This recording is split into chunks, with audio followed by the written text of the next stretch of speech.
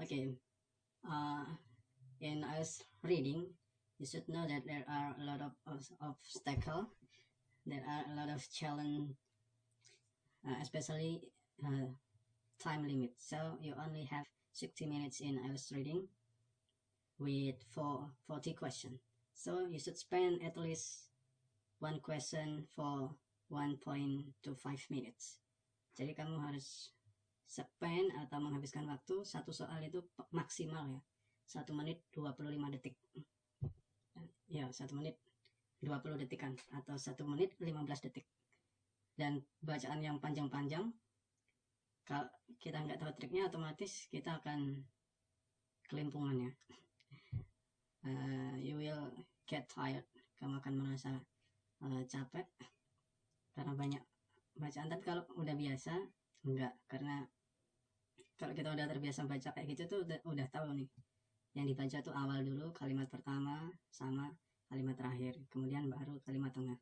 Nah itu sekilas kita udah tahu isinya tentang apa. Langsung jump to question. Jadi jangan langsung baca soal dulu yang isinya banyak, tapi langsung aja jump to question, langsung menuju ke pertanyaan dulu. Jadi seperti itu ya triknya. Nah oke. Ini nah seperti yang aku bilang bahwa di IELTS di IELTS itu banyak sekali sinonim ya atau persamaan kata kayak gini. Tips to get through. Nah, get through ini arti apa ya?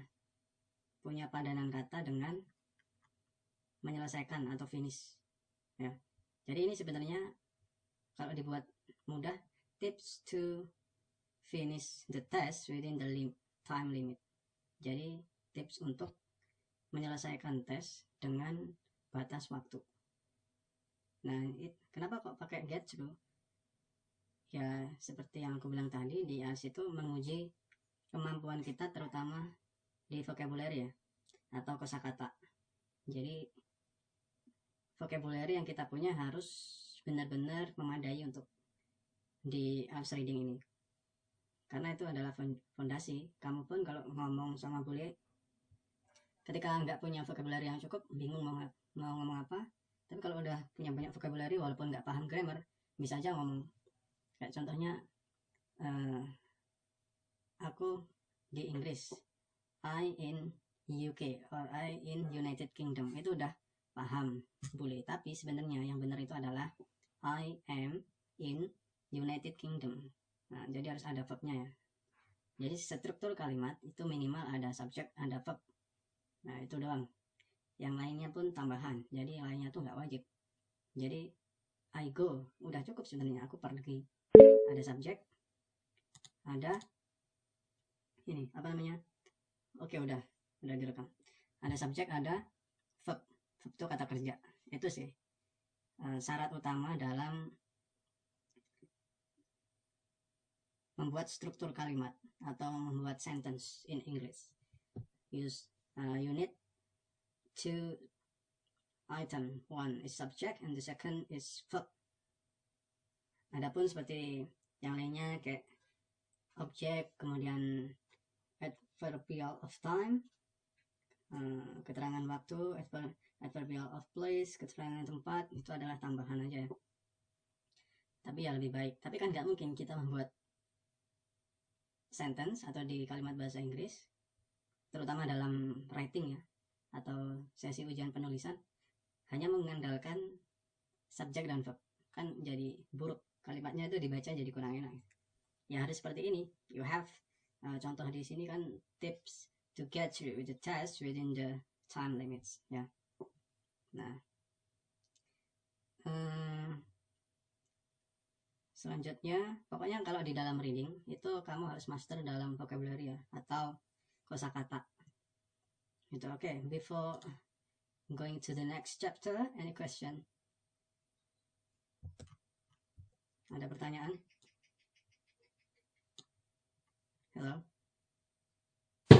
Halo. Ya, Yes, biasanya tuh kan saya lihat, kan saya pernah kayak download saja kayak IELTS gitu kan di Google lah, IELTS 17 lah, level 17 gitu-gitu kan. Nah, ketika saya lihat, kok semakin ini ya kata-katanya sudah tidak bisa dicerna lagi, karena mungkin udah terlalu baik sekali, karena mungkin kan kita kurang membaca.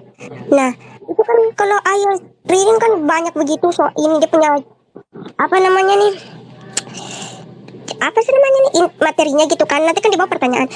Nah, itu apakah soal jawabannya tuh dia teracak, kayak misalkan nanti nomor 17 di atas kah, 18 di tengah kah, atau dia berurut, bagaimana? Oh, urut. Oh, jadi nggak teracak. Oh, IELTS itu ciri-cirinya jawabannya selalu urut, entah di reading, entah di listening, terutama di listening ya. Di listening selalu urut.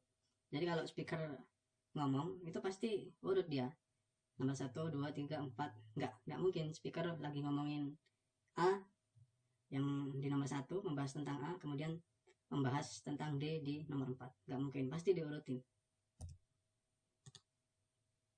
Jadi kayak gitu. Okay, any question? Any question again? oh, oke. Berarti kalau misalkan kan ada 5 soal kan, berarti perumpamaan itu nomor 18 berarti jawabannya di tengah ya? Tidak mungkin di akhir ya? Iya. Pokoknya Oh, sesuai urutan.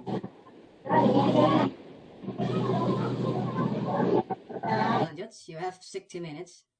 As I said before, you only have 60 minutes to complete 40 questions on the test. Jadi waktunya tuh benar-benar mepet ya, dengan bacaan sebanyak itu.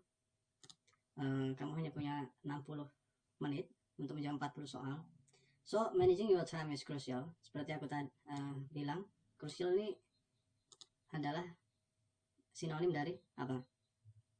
Kemarin kan udah kita bahas tuh, crucial, important, essential, matter. apa kemarin nih? Dengan baik Crucial apa crucial? Kursial waktuku dengan baik, manajemen waktu dengan baik, menjawab dengan baik, tepat. Bahasanya. Itu ini ya, penting, important. Oh iya, Important sama dengan essential, sama dengan matter. Kasih alatnya aja ya, sama dengan important atau penting. Kemudian wait, aku kecilin aja, atau essential.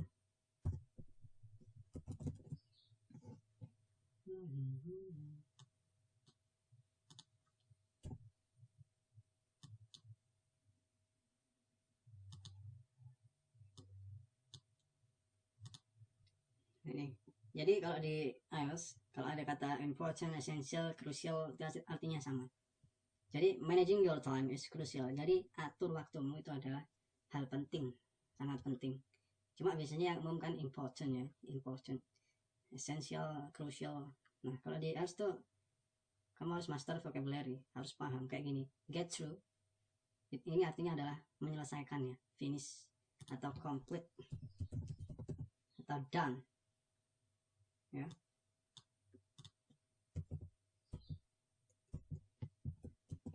Jadi itu sih.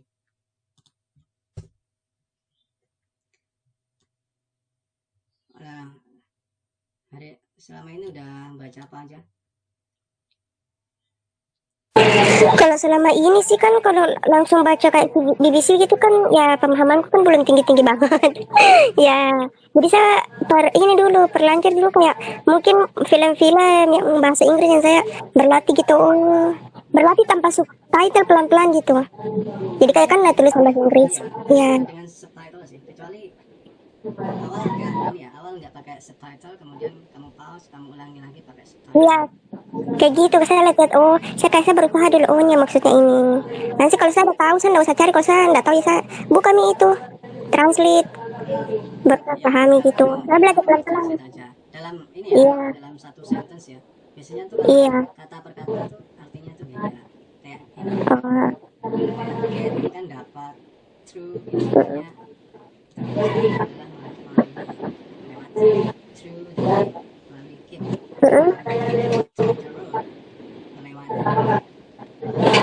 jalan itu kayak jalan itu juga macam-macam ya, untuk menyebutkan highway jalan, kemudian road itu jalan, kemudian way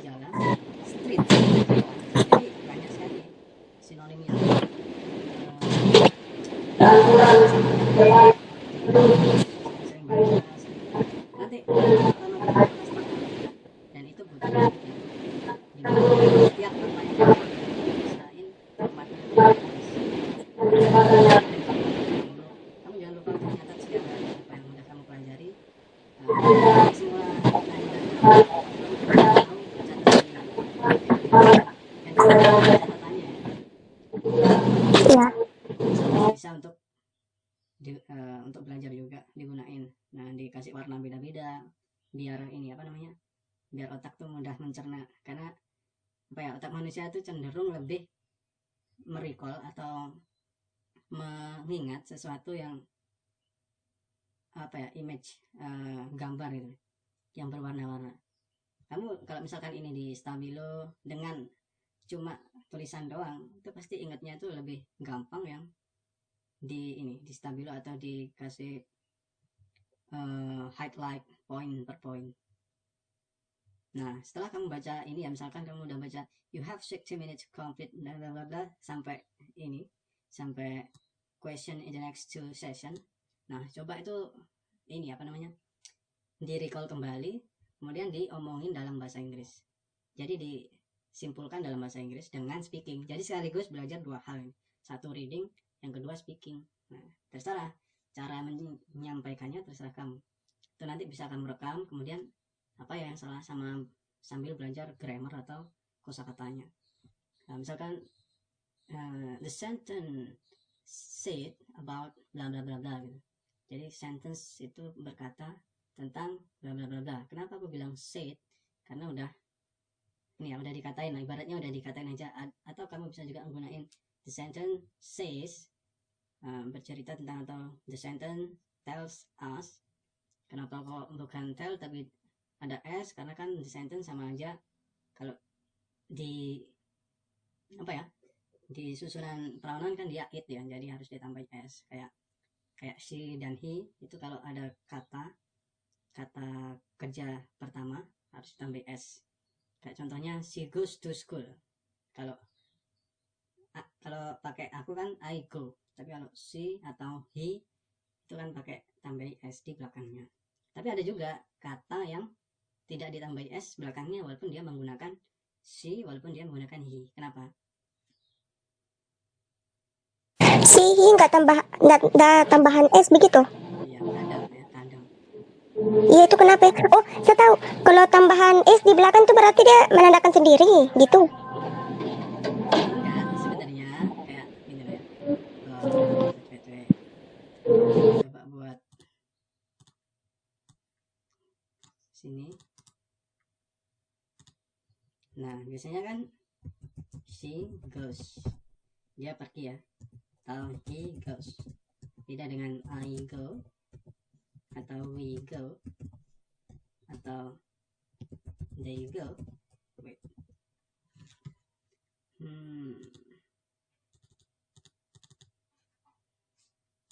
Ini kan beda ya.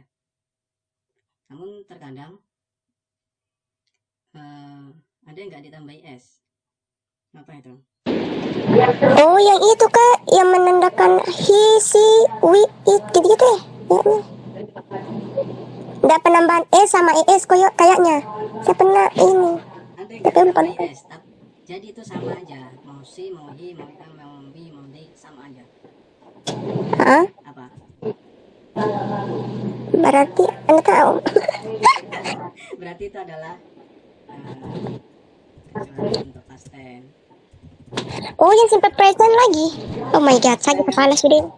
Kalau past tense kan tetap si, when. Kalau past tense-nya go kan where. Iya. He went. Untuk I tetap I went. I went to school yesterday ya biasanya. Biasanya tuh kalau past time itu ada kalimat yesterday, last night, last month, last 10 minutes. Ya kayak gitu-gitu. Tapi sebenarnya ya, walaupun ini yesterday ini nggak usah ditulis, itu sebenarnya udah cukup sih. Maksudnya kita udah tahu kalau perginya tuh udah selesai kemarin gitu. I went to school berarti kemarin gitu, past tense. We pun tetap. Nah, jadi untuk apa ya, kata kerja yang dipakai sama semua itu berarti past tense ya, past tense.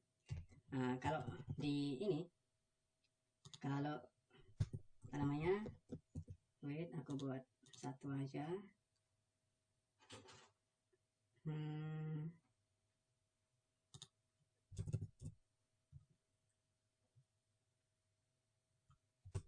Kalau ini apa namanya, perfect atau udah selesai, dia akan begini, she has. Tapi kalau I itu pakai I have, kalau we pakai we have, she has berarti gimana nih kalau dibuat perfect? She has gimana? Nggak tahu. Perfect itu kan berarti ini ya, verb 3 ya, verb 3. Verb 3-nya go apa?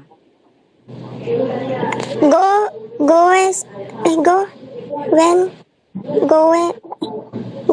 Goes kan ini verb 1. Verb 1 verb 1 itu sebenarnya go ya, cuma karena dia ketemu orang ketiga tunggal yaitu si, jadi ditambah s, goes ya. Nah, jadi awalnya adalah go, bukan asli dari goes, karena dia ketemu si jadi tambah s jadi goes. Nah, awalnya itu adalah go, kemudian verb 2 atau past tense-nya itu adalah when, kemudian verb 3 atau perfect atau kegiatan yang udah itu berarti diganti apa? Go-nya diganti apa?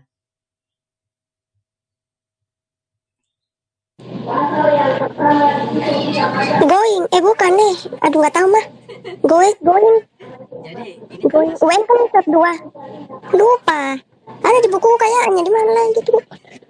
nah kamu jadi harus ini ya, harus paham juga tentang regular verb atau kata kerja yang beraturan, kemudian irregular verb, kata kerja yang nggak beraturan. Nah, go ini termasuk adalah kata kerja yang nggak beraturan, jadi kita harus hafal.